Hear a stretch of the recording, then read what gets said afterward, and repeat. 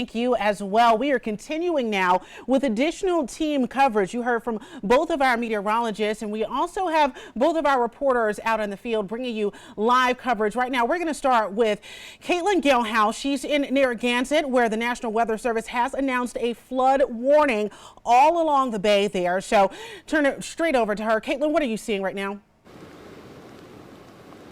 Well, Kara, good morning. We are here in Narragansett along the seawall. And if you take a look, the waves are crashing right up onto the seawall right now. It's something I've never seen before. It's really kind of awesome to see. Hopefully I don't get sprayed on because it is very strong. Now, there is a flood warning, as Kara was mentioning, until 7 o'clock this morning, as well as a flood watch until 7 o'clock tonight. In addition, there's a wind advisory until 1 o'clock this afternoon. It is windy here, not as bad as I thought it would be, but the rain is still coming down really, really hard.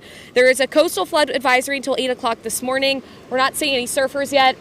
Definitely really dark out here. Maybe they'll join us at the sunrise. And also, just to note, as we were commuting here, I know that both Ceci and Kelly were talking about the road conditions. It is really dangerous. It's not really visible. So make sure your wipers are on, and you know the rule: wipers on, lights on.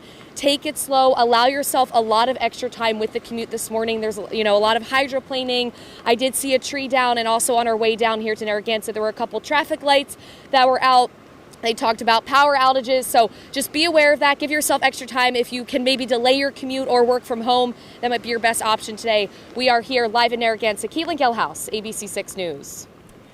Thank you, Caitlin. Now, you heard Caitlin mentioning there how dark it was outside. Of course, we are still in the early morning hours right now, but we're also dealing with power outages.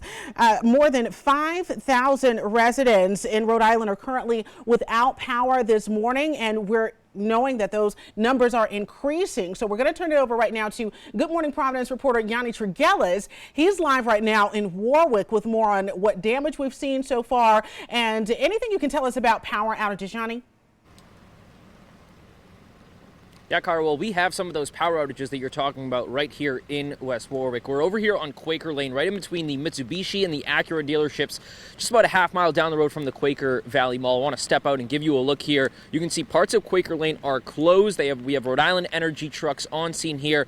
And if you take a look on the left side of the road where some of those lights are, you can actually see just a little bit one of those power lines that have been knocked down. Again, that's causing a lot of the power outages in this area. As you said, Cara, more than 5,000 power outages in Rhode Island this morning. Over 3,500 of those power outages in the West Warwick, and Coventry area. So that is where the brunt of some of this damage is.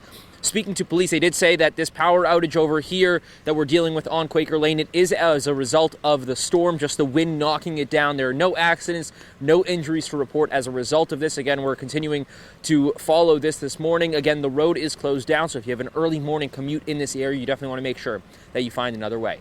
We're live in West Warwick. Yanni Tregellis, ABC 6 News.